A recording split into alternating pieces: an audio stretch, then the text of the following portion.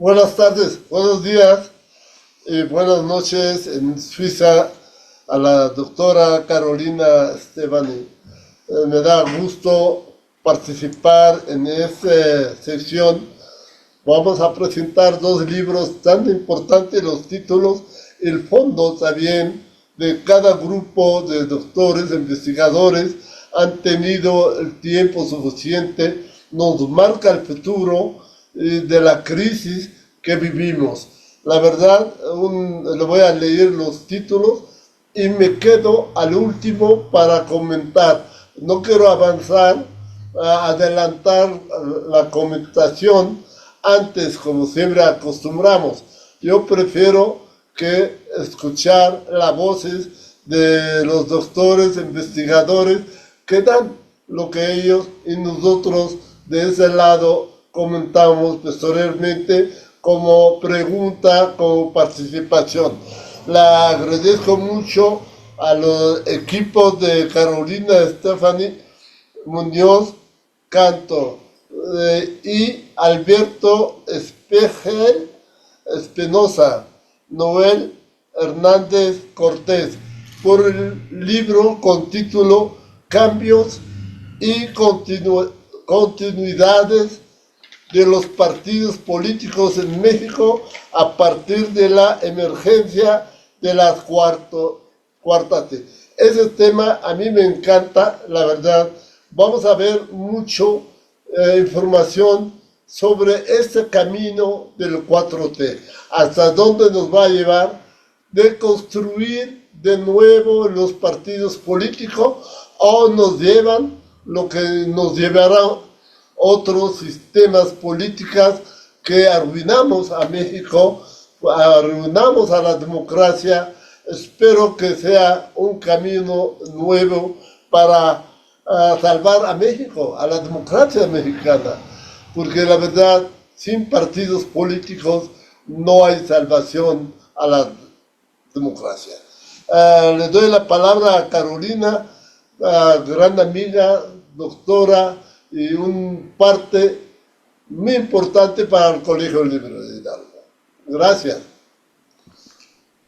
Muchas gracias. Para mí es un honor poder presentar esta obra en el colegio, que como bien saben es mi casa también. Entonces, pues esta tarde, esta mañana en México, tenemos la oportunidad de escuchar al doctor Noé Hernández Cortés, quien va a comentar el libro. Entonces yo les voy a contar en 2 minutos un poquito de dónde nació esta agenda y después le voy a dar la palabra.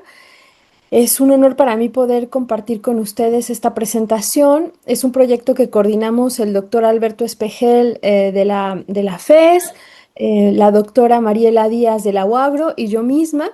Y surgió en realidad como un intento de tratar de entender lo que surgía a nivel partidista en nuestro país. Agradezco a las instituciones que finalmente apoyaron la publicación del libro y gracias a las que este esfuerzo se concretizó, así como a todos los autores que confiaron también en el proyecto y que vinieron puntualmente a las discusiones para poder construir verdaderamente un proyecto colectivo. En este sentido, el rol del doctor Espejel fue muy, muy importante. Y de algún modo, gracias a estas discusiones, se puede ver una huella en conjunto donde muchas manos, muchas ideas y muchos acercamientos también de diferentes disciplinas nos permiten hacer una lectura de qué es lo que ocurre en la 4T. Bueno, el punto que nos guió a comenzar la reflexión fue el 2018. Este parteaguas en la historia política de México y con la llegada de AMLO al poder y pues la primera presidencia de Morena, hubo un cambio muy importante en el sistema de partidos que vimos la oportunidad de estudiar. Los viejos equilibrios se fracturaron, el PRI y el PAN que se habían alternado el poder fueron desplazados, el PRD, que había sido la gran fuerza de izquierda, perdió ese lugar y entonces el mapa político se desdibujaba. Ante esto nos guiaron dos grandes preguntas. Primero, ¿cuál es el proyecto político de AMLO? ¿Qué es lo que nos podíamos esperar en este primer sexenio a partir de una lectura histórica de su trayectoria? Y la segunda, ¿qué pasa con los partidos de cara a esto? Los partidos se habían transformado, y debilitado también de cara a la cuarta transformación. La tesis que nos guiaba en este sentido era recuperar los mecanismos de integración social del Estado benefactor que AMLO había puesto sobre la mesa, de las conquistas sociales del periodo revolucionario y de esta visión más colectivista para tratar de explicar cuál era su proyecto político. Y por segundo lugar, tratar de analizar justamente qué había pasado con estos partidos, cómo sus posiciones se habían desdibujado, se habían modificado e incluso cómo se gestaban nuevos espacios de alianza. Para esto el texto está dividido en dos grandes apartados, una primera dedicada justamente al proyecto político y la segunda a los partidos. Y bueno, yo aquí voy a dejar mi introducción porque el doctor Noé va a participar en otros eventos de la semana de Comexo, entonces tiene un poquito de tiempo para comentar el libro y más bien me gustaría darle la palabra a él. Adelante, doctor, y muchas gracias por aceptar comentar el texto. Buenas tardes aquí en México, ¿verdad? Muchas gracias, doctora Carolina, por la invitación. Por supuesto, también a la institución, el Colegio Libre de Hidalgo. Es un gran gusto para mí dar algunos trazos generales sobre esta obra que ya comentó a manera de introducción la doctora Carolina y que está coordinada por justamente la doctora Carolina Muñoz, por el doctor Alberto Espejel y por la doctora Mariela Díaz Sandoval, cambios y continuidades de los partidos políticos en México a partir de la emergencia de la Cuarta Transformación. En un primer momento, uno como lector y la literatura que está actualmente observando lo que es la Cuarta Transformación, es un libro que a mí realmente me ha impactado en términos del trabajo histórico, documental, acerca de estos dos grandes apartados que ya mencionó la doctora Carolina. Este primer apartado que yo lo ubico como una teoría de liderazgos, pero es una teoría de liderazgos que se va reconstruyendo, se va tejiendo a partir de una investigación histórica desde los inicios políticos de Andrés Manuel López Obrador, digamos, en su terruño en Tabasco, y eso nos permite a nosotros poder observar cómo se va conformando este liderazgo, pero no es un liderazgo que busque propiamente tipologías, sino que es un liderazgo que se va construyendo históricamente, y yo creo que este es un gran valor porque en ocasiones nuestra disciplina en la ciencia política hablamos de marcos muy analíticos y olvidamos procesos históricos tan ricos como nos presentan este primer apartado de este libro. Y otro de los elementos que a mí también me parecen muy importantes es que este segundo apartado ya tiene que ver con el sistema de partidos, sus dinámicas a partir del ascenso de Morena, pero no solamente en que gane Morena en la elección en el 2018, sino que la lente apunta a una mirada histórica para ir entendiendo esos procesos en lo que sucedió en la elección del 2018. Entonces, ese sistema de partidos, teniendo, digamos, como vehículo histórico para explicar esos procesos, el recorrido que hace tanto AMLO como el Partido de la Revolución Democrática. También es cierto que el libro, de acuerdo al objeto de investigación, tiene distintos enfoques teóricos y eso también lo hace muy rico en términos de las metodologías tan distintas que se presentan, ¿no? Eh, en términos de la estructura metodológica, a mí me gustaría destacar que este libro tiene una gran riqueza documental, una gran riqueza de investigación propiamente hemerográfica y un punto que me parece crucial, hay trabajo de campo. Es decir, en los capítulos o el capitulado que tenemos, encontramos textos muy específicos en donde hay trabajo de campo con actores relevantes dentro de los partidos políticos. Y eso me parece muy valioso en términos de lo que aporta el libro, no solamente, que ya es mucho, por supuesto, la investigación hemerográfica documental, sino también a ir con actores centrales. Por otro lado, si bien es cierto lo que se plantea en el libro de cómo entender propiamente esta cuarta transformación, qué es lo que surge, eh, uno conoce los trabajos de partidos políticos y ya sabemos que aquí sus aportaciones como investigadores e investigadoras, específicamente de Carolina Muñoz, de Alberto Espejel, de Mariela Díaz, que han trabajado los partidos políticos, eh, y que nosotros intentamos entender lo que es la cuarta transformación.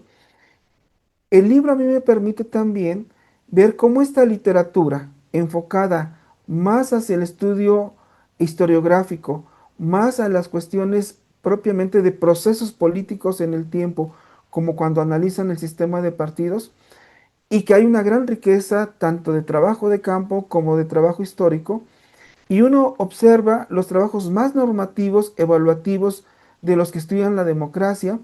Creo yo que este libro es muy importante para contrastarlo con esta otra literatura por la razón de que dejan entre paréntesis las evaluaciones normativas democráticas, y lo que hace el libro, a mi parecer, en su conjunto, es más bien ir con los datos históricos e ir reconstruyendo esta historia de lo que es la cuarta transformación a través de esta complejidad de los sistemas de partidos.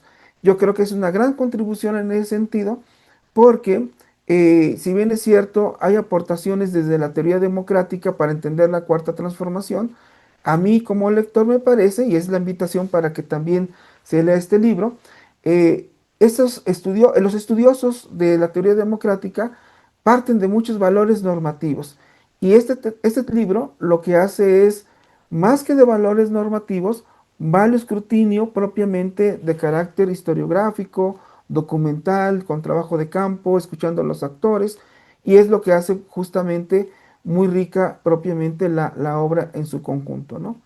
Y ya específicamente sobre la obra, en ocasiones, eh, por ser una obra, por supuesto, que se conforma con una introducción y 14 capítulos, muy rica cada uno de ellos, pero sí señalar algunos títulos que nos permite dar un mapeo de lo que es la estructura de la obra, ¿no?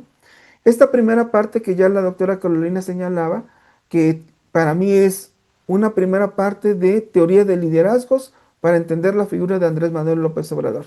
Y rápidamente para enunciar algunos de los capítulos que lo conforman, tenemos Andrés Manuel López Obrador, con el cual abre la obra, los años en el PRI en Tabasco y su proyecto político. El otro capítulo es Andrés Manuel López Obrador y su paso por el Partido de la Revolución Democrática 1989-2012.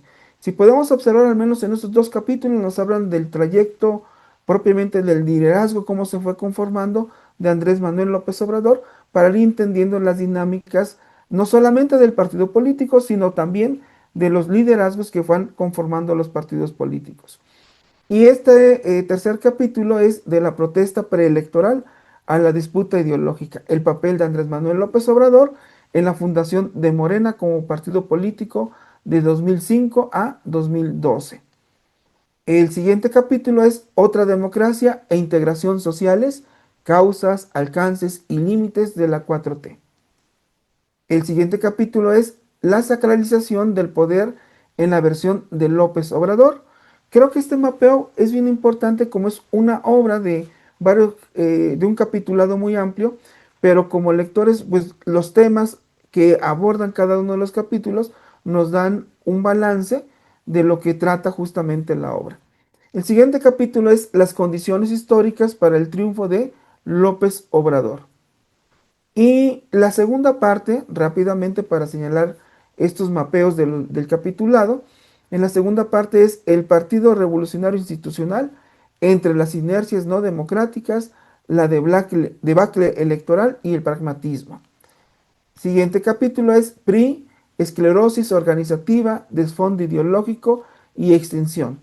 Esto nos habla de cómo la emergencia de Morena también tiene que ver con declives del sistema de partidos, específicamente con cada uno de los partidos políticos. Y en esa continuidad, el siguiente capítulo es el Partido Acción Nacional frente a la Cuarta Transformación. El siguiente capítulo es el Partido de la Revolución Democrática en el gobierno de la 4T, vida interna, desencuentros y desempeño electoral. Como sabemos, pues el Partido de la Revolución Democrática es uno de los partidos pilares en donde la vocación política de López Obrador se fue formando y que fue una figura central también dentro de este partido. El siguiente capítulo de esta obra es el Partido Verde Ecologista de México y el Partido del Trabajo, los aliados de la Cuarta Transformación. El siguiente capítulo es Movimiento Ciudadano como tercera opción política entre la vieja política y la 4T. El siguiente capítulo también de la obra es Liderazgo Presidencial, Coalición Dominante, Corrientes en Morena, el destino fatal de la oligarquización. Y el siguiente y último capítulo es Morena, institucionalización intermedia y éxito electoral. En conjunto, la obra tiene esos dos grandes apartados, una primera parte en donde se conforma el liderazgo y de López Obrador, y la otra parte que tiene que ver ya propiamente con las dinámicas de los sistemas de partidos. Creo que es una obra fundamental, una obra en donde tenemos una gran investigación de carácter histórico y que nos da las dinámicas tanto del sistema de partidos como del liderazgo propiamente de López Obrador para entender lo que es la cuarta transformación. No solamente es la coyuntura del 2018, sino que también tiene un trabajo histórico sumamente robusto, de una interpretación muy interesante, y que como lector, la literatura que actualmente está analizando lo que es la cuarta transformación, me parece que es una contribución sumamente relevante, a diferencia, como yo comentaba, de los estudiosos de la democracia que tienen juicios normativos muy fuertes. Me parece que esta obra contribuye mucho desde el punto de vista histórico y de la reconstrucción del liderazgo de Andrés Manuel López Obrador para entender también lo que es el sistema de partidos. Bien, pues yo creo que hasta aquí, no sé el tiempo, pero yo lo dejaría por el momento y agradezco también la invitación nuevamente y muchas felicidades para la doctora Carolina, el doctor Alberto y Mariela con esta obra que coordinaron con un conjunto de investigadores. Este mapeo habla de la gran riqueza de esta obra. Muchas gracias. Muchas gracias, doctor Noé, por el comentario. Agradezco mucho que haya aceptado comentar la obra. Es un honor para nosotros. Y pues nada, con esto nosotros terminamos nuestra parte de la presentación. Regreso el micrófono al colegio. Ok, gracias. Una obra casi muy completa por su fondo, entender la comunicación social y la participación de la gente con el desarrollo político en ese momento. Lógico, yo le entiendo que liderazgo es base sólido para construir un nuevo sistema político. Y eso le vemos en Andrés López Obrador, expresidente, ha logrado generar carisma entre la sociedad, pero ha perdido la comunicación social en su lucha. Solamente se hizo base sólida de un partido, de un movimiento donde no le vemos la continuación a su lucha. Los movimientos captaron muchos liderazgos falsos de otros partidos. No estoy de acuerdo yo a que la gente o los políticos cambian partido, pero necesitamos escuchar una autocrítica, el por qué cambiaron y a qué cambiaron. Por eso la imagen de AMLO, como ustedes dicen, es el principal de una gran transformación y cambio. Pero dejó el error para mí de AMLO que renuncia al partido y deja el partido en manos de todos expriistas, panistas. Hay algunos del PRD sí que dominan y vuelven sin estrategia, sin motivo de enriquecer un partido que puede ser, que crece, que desarrolla una estrategia política. Es mi crítica porque todos los datos, todos los movimientos que ustedes marcan en el libro son riquísimos. Yo le pido a que nos escuchan que consigan este libro, léelo, porque tiene muchos datos, muchas ideas, nos ayuda a entender cuál es la transformación por medio de un gran líder que llevó al país a un gran cambio del sistema del gobierno, que a la gente lo tenían tanto fastidio, porque han acabado con la democracia, han acabado en México, pero hoy ya ustedes van a tener la opinión cómo vamos a tener un nuevo México. Algunas preguntas, vamos a ver, ¿sí? No. Ok, yo me quedo una pregunta a los que participen, Carolina, sí, Alberto y al doctor Noé. Sí, no lo conozco los dos últimos, pero sí su trabajo se ve. Dicen, entre la esperanza y la realidad de la sociedad mexicana, Morena ha logrado que cumple con esta esperanza o ha acabado con esta idea del cambio y la transformación. Muy sencilla la pregunta y le dejo en su mano. Muchas gracias. Creo que lo primero que hay que decir es que justo presentamos la obra en el marco de la Semana de la Comexo y el doctor Reveles comentaba algo que es muy atinado. Morena es 32 morenas. Cada estado tiene una configuración particular, los liderazgos locales, las dinámicas particulares, de algún modo juegan para configurar el partido en los diferentes escenarios. Y esto no es menor, porque entonces encontramos espacios donde Morena se ha aliado con grupos de diferentes partidos, con personas que tenían cierta trayectoria, y esto me parece que no es ininteresante analizar. Sin embargo, bueno, nosotros no entramos a ese nivel local, que sería muy rico también recuperar, y que creo que los primeros trabajos que pueden rastrear esto es la etnografía que hizo el ENDECOM para mirar lo que pasaba en la sociedad con el paso de López Obrador en esta gira que hizo después del 2009 por todo el país. La segunda cosa es esta parte de la esperanza. En realidad, este es un discurso que escuchamos, el cambio verdadero lo escuchamos, o el cambio primero lo escuchamos desde el año 2000 con Fox. Y después la recuperación de esta idea justamente del cambio verdadero que López Obrador puso sobre la mesa. Hace algunos años, o cuando nosotros trabajábamos la obra, decíamos es muy pronto para hacer un análisis, para saber qué tanto cumplió, qué tanto se mantuvo en el plano discursivo.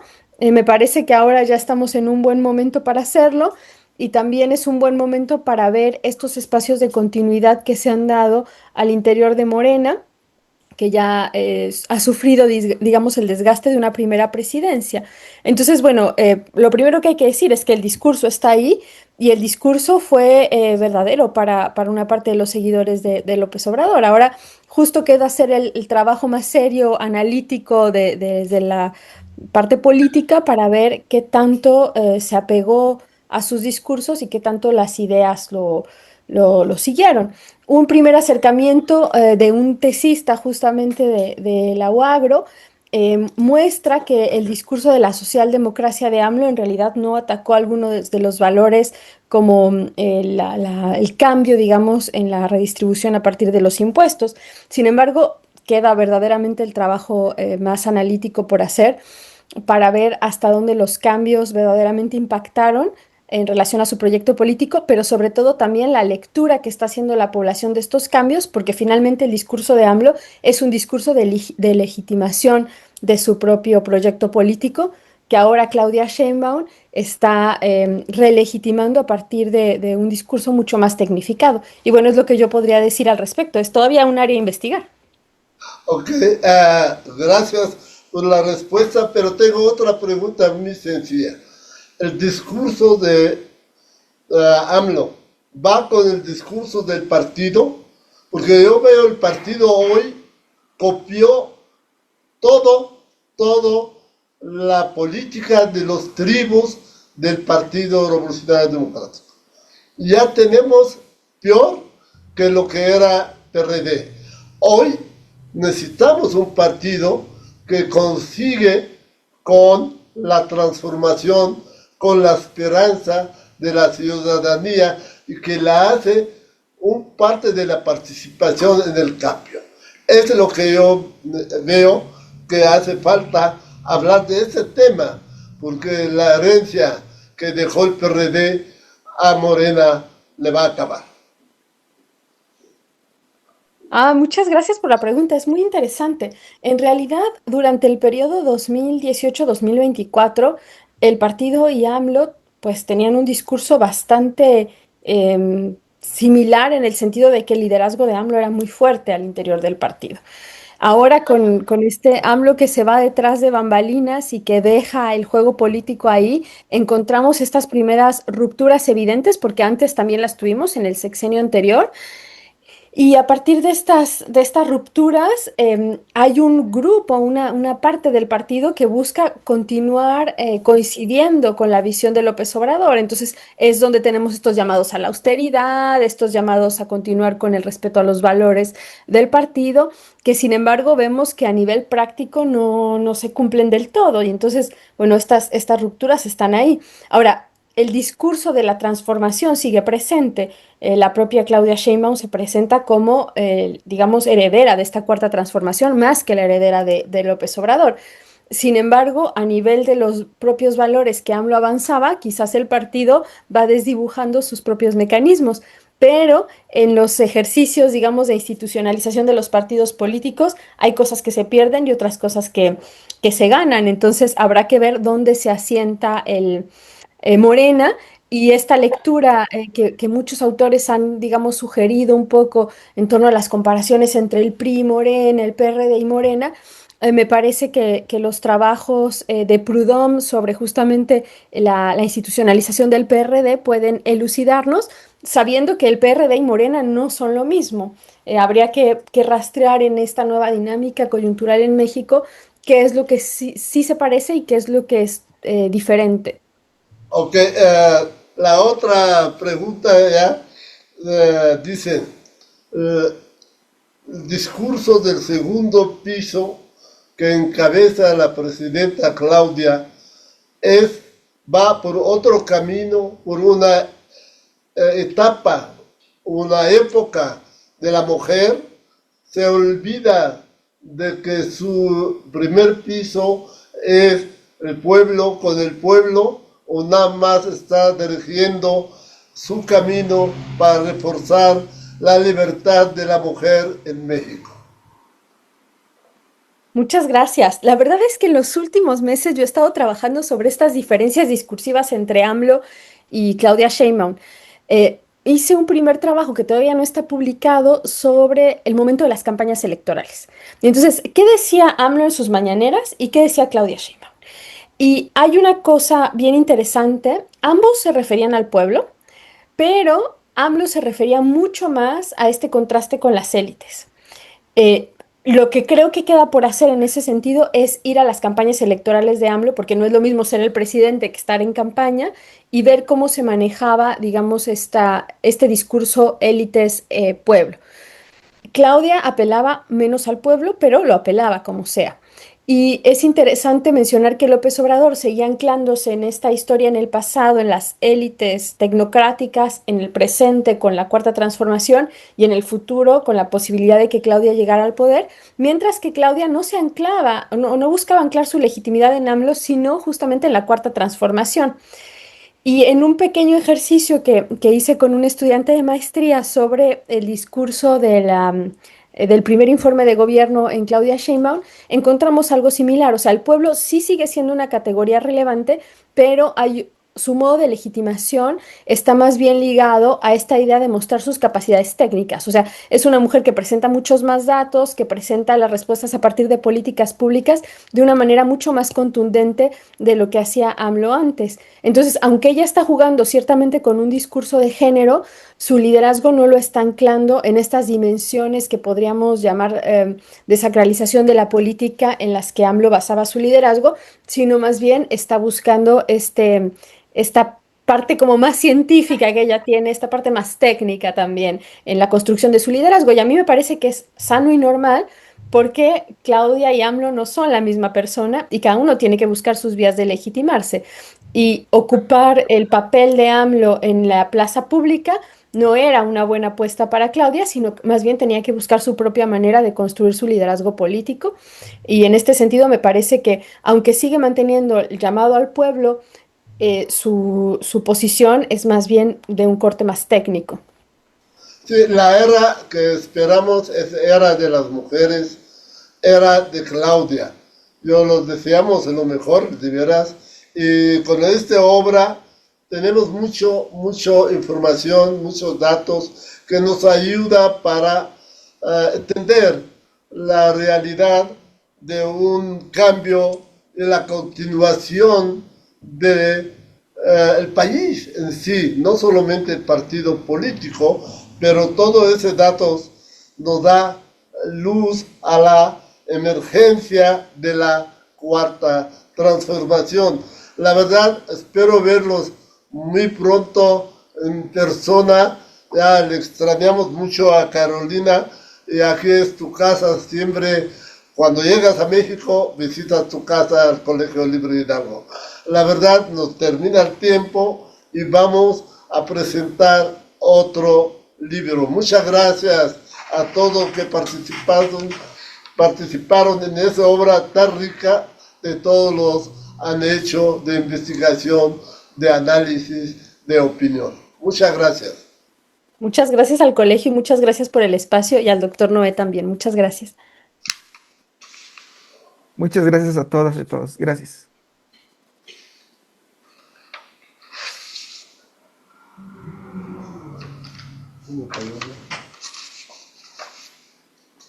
Ahora abrimos un tema muy importante del segundo libro.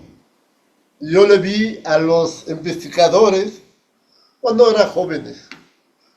Su expresión era políticamente social y su lucha era que la participación ciudadana en la política pública muy marcada, muy importante para el avance histórico de este país.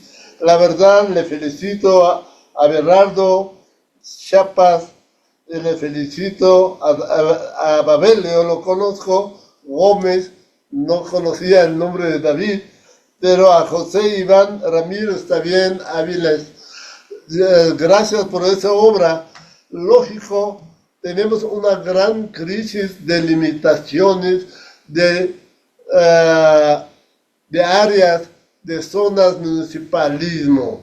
Por eso a veces no nos dejan trabajar y la forma que llevó metropolización, ¿sí? No fue suficiente para arreglar ese límite entre municipio y otro. Sin embargo, muy importante, ellos hablan de los asentamientos donde era la base principal para poder resolver su problema y esta crisis para evitar un conflicto de límite entre municipios. Además, la metropolización no se llevó a cabo como se planteó. Y en ese libro, la verdad, en esa investigación, yo le felicito a los jóvenes que eran ahora gran doctores, que hacen buen trabajo, y les dejo que ellos hablan, y mi observación les dejo al último. Bienvenidos Everaldo, Babel y Juan Iván. Adelante. Hola, ¿qué tal? Sí, ¿sí me escuchan? Sí, adelante. Perfecto. Sí, bueno, antes que nada quisiera agradecer a la organización del Congreso Internacional de Ciencia Política y Economía, al Colegio Libre de Hidalgo, por supuesto, a todos los colaboradores, también a la UAM, que ayer nos recibió para las ponencias que presentamos, y en fin, a todos los colaboradores de este evento que creo que hace muy bien en reunir a aquellos interesados en estos temas que pues, son urgentes dentro de las agendas públicas.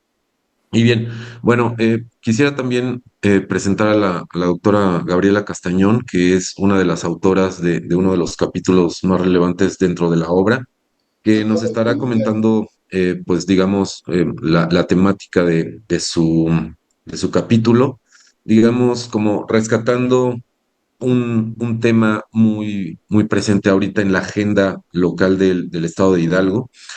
Y bien, a mí me gustaría empezar rápidamente con la contextualización del origen de esta obra, ¿no?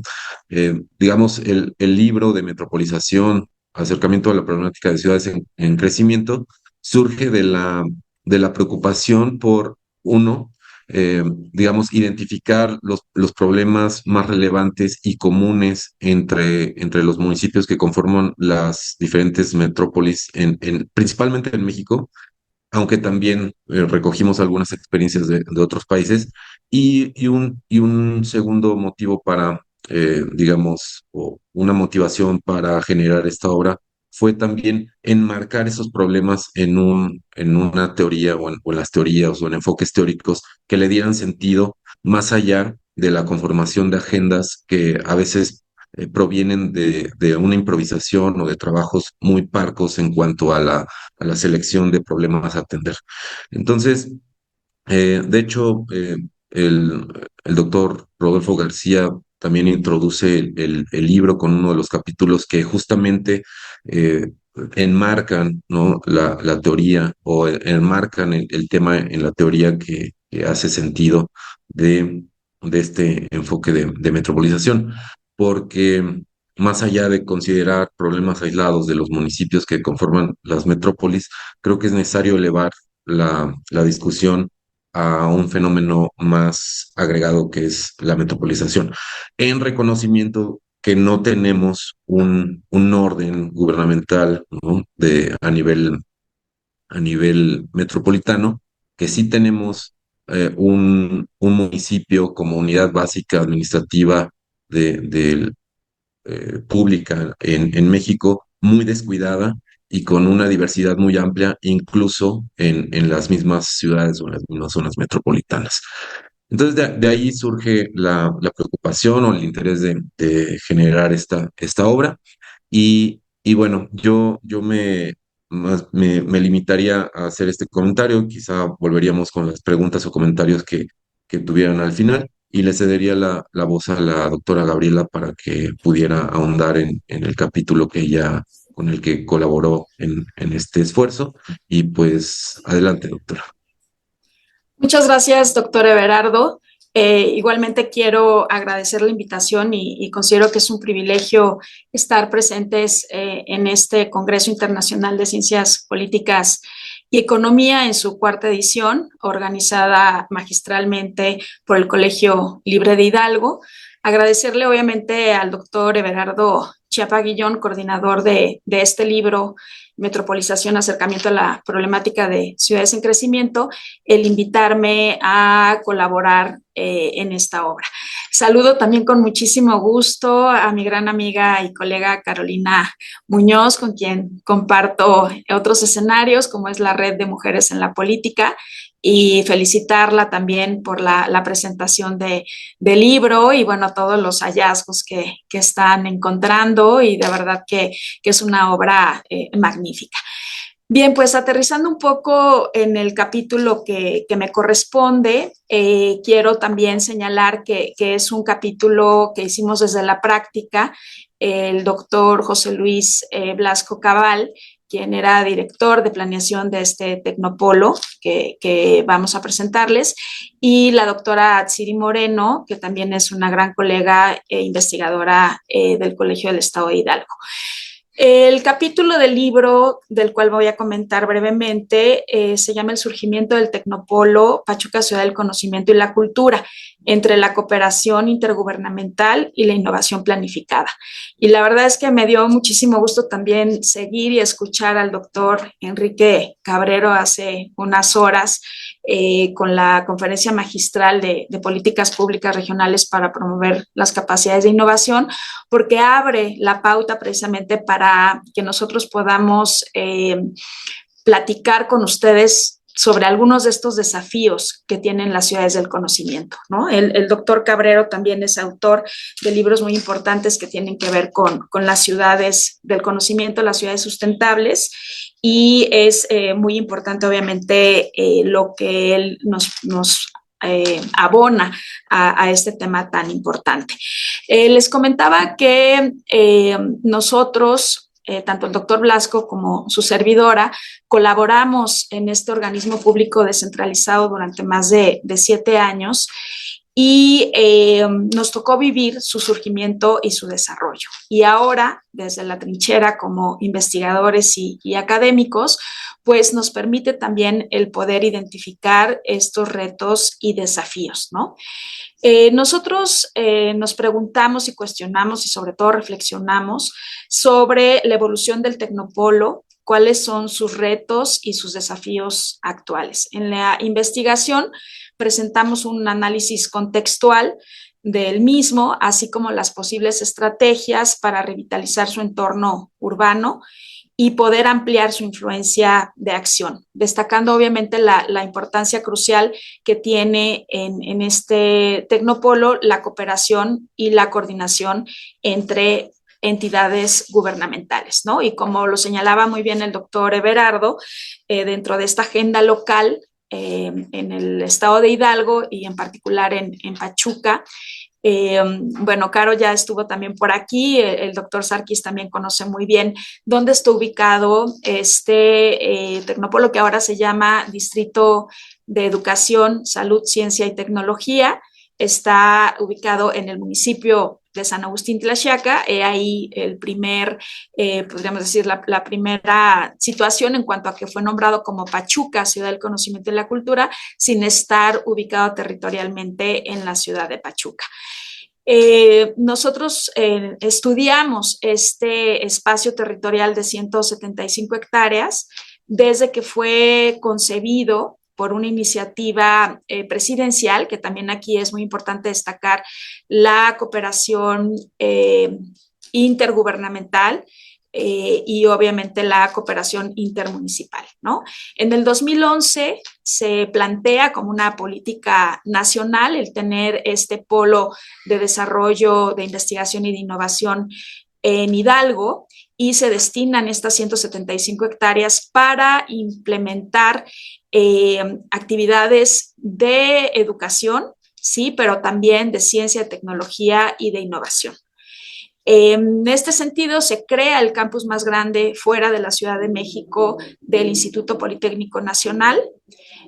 Se realizan también las gestiones con la Universidad Autónoma del Estado de Hidalgo para poder tener el parque científico y tecnológico de la universidad dentro de este espacio y se empieza a colaborar con lo que Scovitz nos señala como la triple hélice, ¿no? Esta colaboración y esta vinculación, esta articulación entre el gobierno, la academia y la empresa.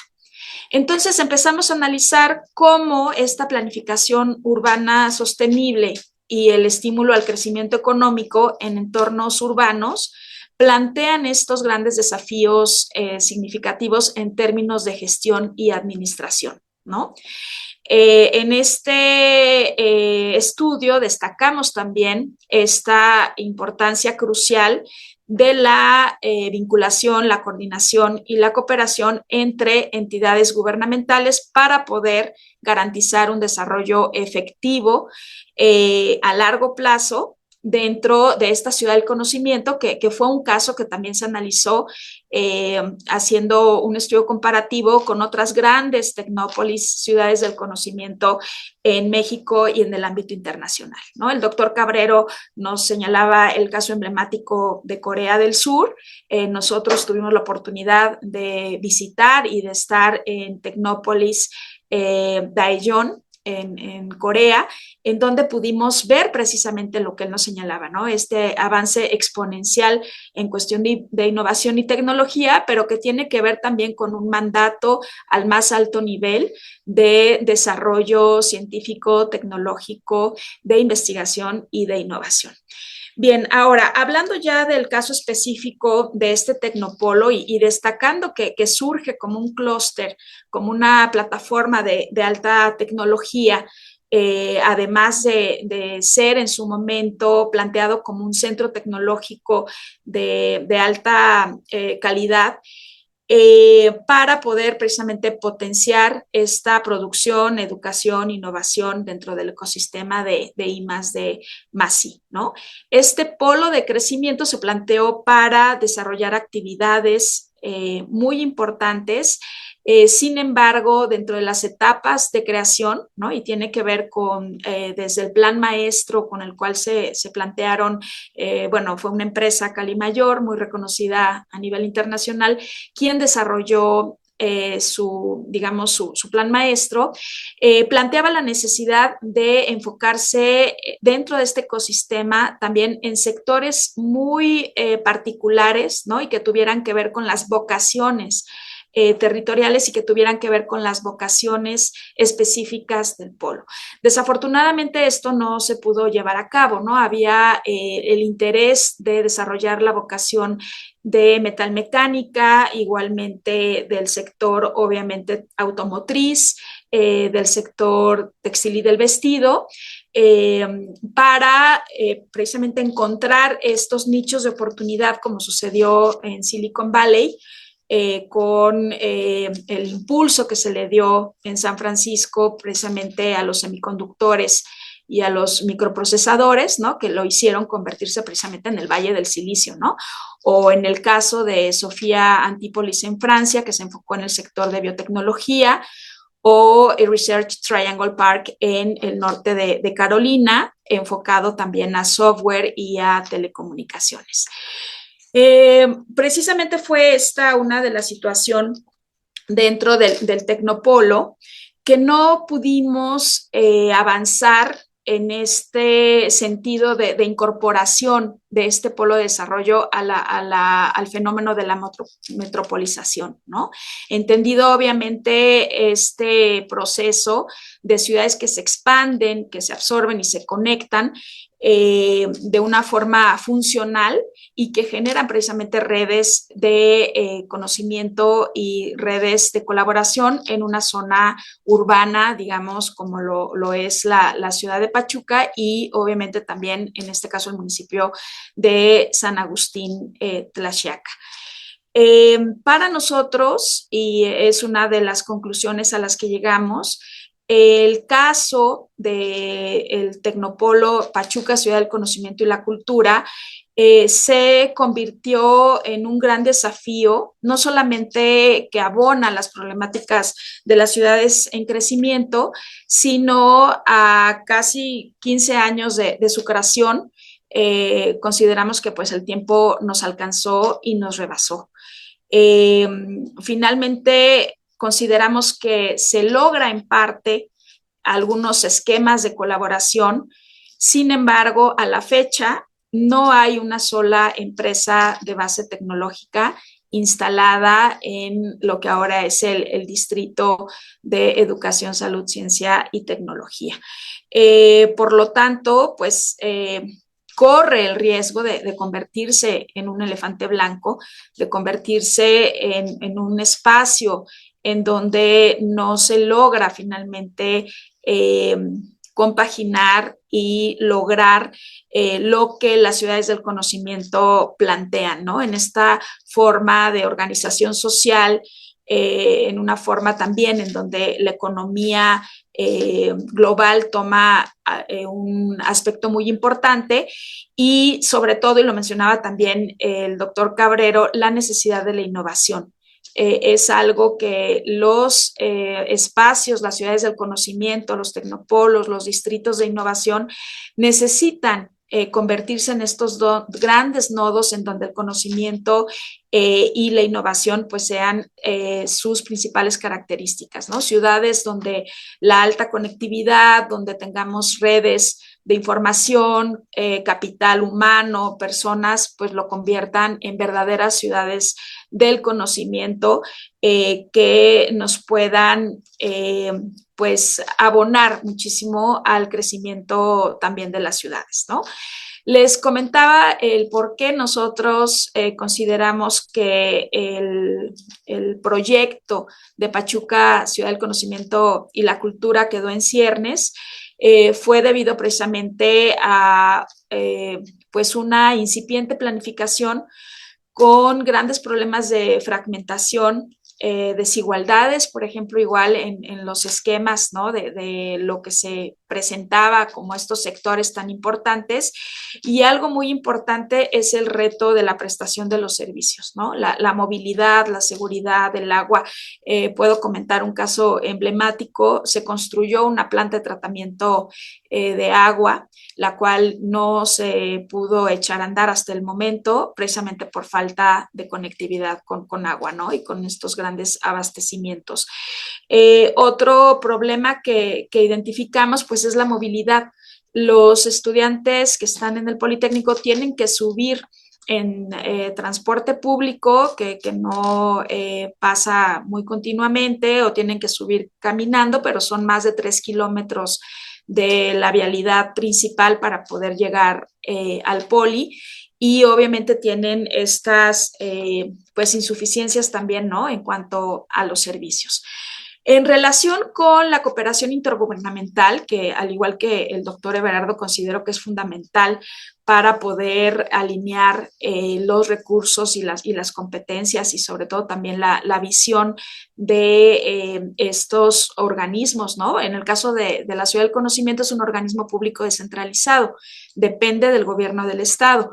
Y aquí nos enfrentamos a algo que, bueno, no está directamente relacionado con los que nos comentaba la doctora Carolina, pero que también tiene que ver con estos cambios de color, ¿no?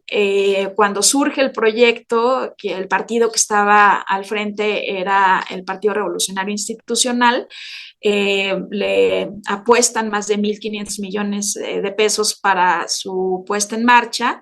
En su momento el gobernador Francisco Olvera lo incentiva y pues se logra, ¿no? Esta primera etapa. Posteriormente, con el gobernador Fayad se le sigue dando impulso como una política transeccional precisamente, y ahora pues no se ha estancado porque sigue habiendo interés tanto del gobierno de Julio Menchaca como de la Unidad de Planeación y Prospectiva, pero ya no tiene este rumbo de las vocaciones, y no tiene el rumbo de generar precisamente innovación y, sobre todo, como lo mencionaba hace un momento, de atracción de empresas de base tecnológica, ¿no? Que finalmente es precisamente para poder cerrar este ecosistema, para poder también implementar ya no solamente la triple hélice, sino también ir hacia la cuádruple hélice con el involucramiento de la empresa y de la sociedad civil. Consideramos, que finalmente es muy importante también tanto esta inclusión de las vocaciones, como el poder considerar que, al ser operado por el gobierno en turno, pues con cada cambio de administración se genera también cambios organizacionales y cambios dentro de la dinámica del tecnopolo. Aunado a esto, problemáticas que les planteé como de movilidad, de seguridad, la dinámica también entre los espacios territoriales, no se ha logrado incorporar este polo de desarrollo a la zona en la cual está ubicada, ¿no? Que es en la hacienda en la Concepción, en toda esta parte del Durazno, finalmente no se ha podido integrar y además tampoco en esta dinámica económica, ¿no? Comentábamos en alguna otra ocasión que lo que sucede en Pachuca impacta en otros municipios, ¿no? Impacta en San Agustín Tlaxiaca o Mineral de la Reforma, en estos modelos gravitacionales y que finalmente necesitan también de un ecosistema en donde se pueda desarrollar este espacio territorial, no solamente precisamente la educación, sino también en este sentido la coordinación y la gobernanza, que es algo muy importante y que plantea también algunos otros autores dentro de la obra de metropolización, ¿no? Este sentido de gobernanza como la voluntad política, sí, pero al mismo tiempo el involucramiento con otros actores de la sociedad, ¿no? Con la ciudadanía, obviamente, y con el sector privado, ¿no? Nosotros consideramos que sí es una gran faltante dentro del Tecnopolo el sector privado y sobre todo de base tecnológica. Bien, yo concluiría aquí con la presentación de este capítulo y obviamente estamos abiertos a cualquier comentario que exista por parte de ustedes. Muchas gracias. Gracias, Gabriela. La verdad, me da mucho gusto escuchar tu participación porque nos da una clara mapa sobre el sistema económico y política del Estado. El fracaso de la ciudad del conocimiento viene por no haber hecho participación ciudadana en tomar decisión cómo le van a construir, en qué forma van a construir ese gigante. Era muy gigante, pero se quedó como una escuela de preparatoria para el Politécnico Nacional. Eso es el error del sistema político que vivimos en Hidalgo. También me encantó que conoce muy bien, ¿sí? Pero también tenemos problema de límite con Mineral de la Reforma, tenemos varios problemas de límite que el gobierno actual y el pasado no han tomado carta en el asunto. Y no sabemos quién cobra predial y quién no lo cobra para ayudar a Pachuca o ayudar a Mineral de la Reforma. Tenemos problemas en varios municipios en el estado de esta magnitud, problema y crisis que vive la ciudadanía. La verdad le felicito mucho por todo lo que narraste.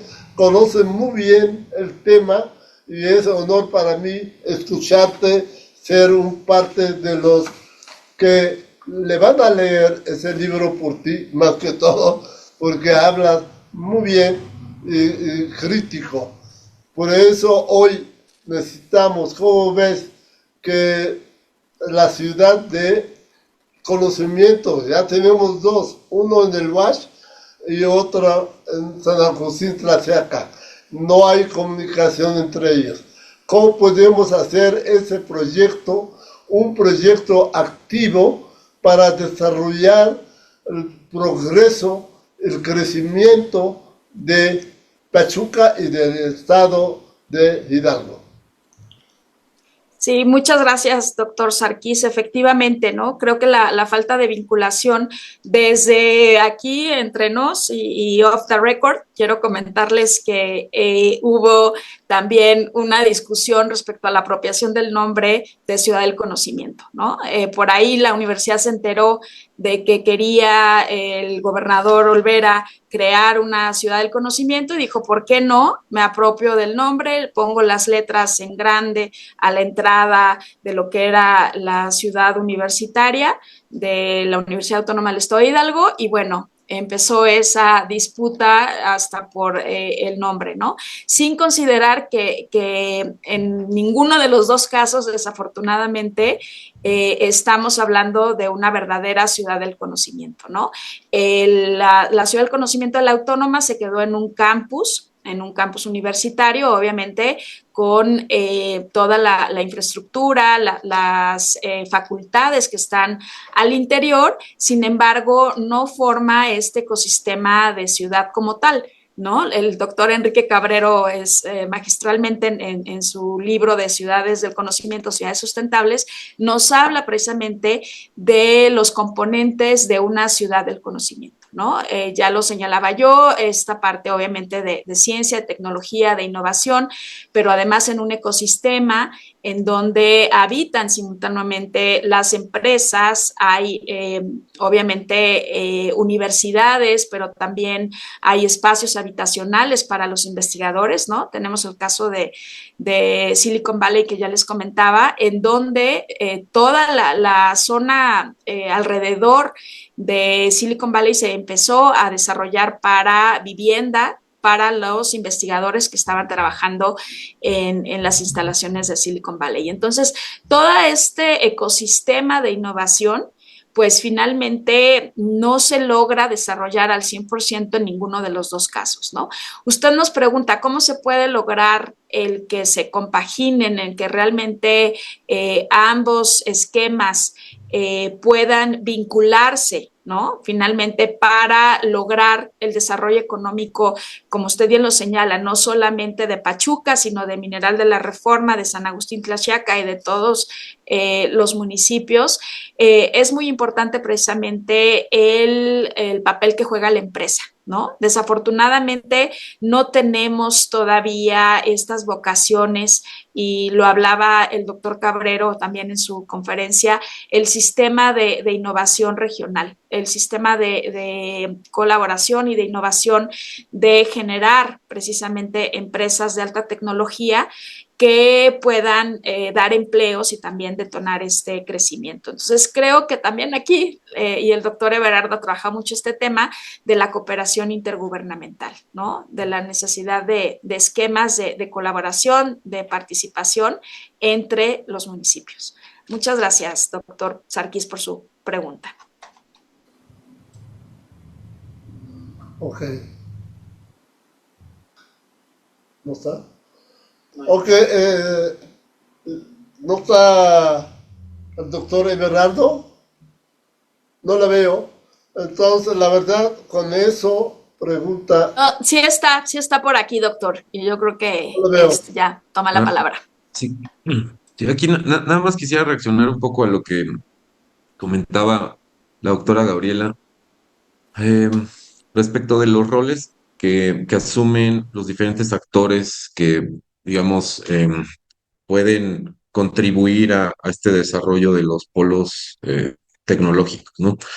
Porque si bien exige una cooperación entre el sector público y privado, creo que también hablando de las zonas metropolitanas y tratando de hacer el nexo con el tema más amplio de la obra, la cooperación entre gobiernos a nivel, digamos, horizontalmente y verticalmente, pues es una condición, una precondición para que se dé lo demás, ¿no? Y que entonces no haya este tipo de controversias y entonces que haya más bien cooperación y no haya más bien conflictos como los que se suscitan y que ya han comentado. Y es que también a lo largo de toda la obra, desde el prólogo, el capítulo del doctor García, y el doctor Arellano, Alberto Arellano y demás colegas, se hace constante la mención de la fragmentación política. Y es que en tanto no haya una voluntad, por mucho que esté desgastado este término de voluntad política, si no hay una voluntad por atender problemas comunes, no se puede dar un verdadero desarrollo metropolitano, ¿no? En tanto no haya algo, una institución o un marco institucional que nos exija cooperar, pues entonces no hay tampoco los incentivos suficientes para que así suceda entre las instancias municipales.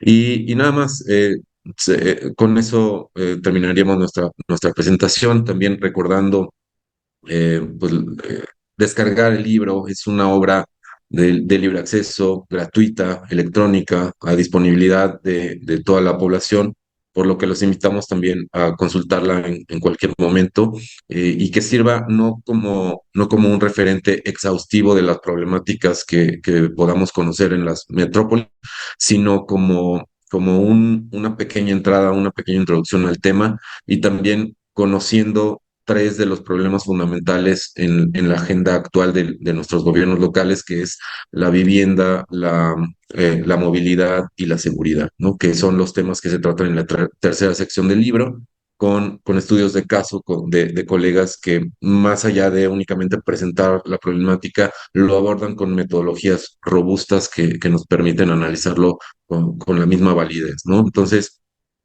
bueno, pues queda nada más la invitación ahí a consultar el libro y que podamos extender esta agenda de discusión sobre el tema más adelante. Muchas gracias de nuevo al Colegio Libre por la invitación. Muchas gracias, Everardo. Gracias a todos los que cooperaron con esa obra tan importante para nosotros como ciudadanos, que recordamos que sin participar de nosotros, ningún proyecto va a ser efectivo. La verdad, llamo a toda nuestra gente que buscan ese libro, que leen para conocer de fondo el problema de la metropolización y el límite entre municipio y otro, porque ni uno ni otro han logrado resolver esta crisis tan importante para los ciudadanos, gracias al mal manejo de los gobiernos que no han logrado terminar bien en eso. Así le felicito a todos de nuevo. Muchas gracias por todo.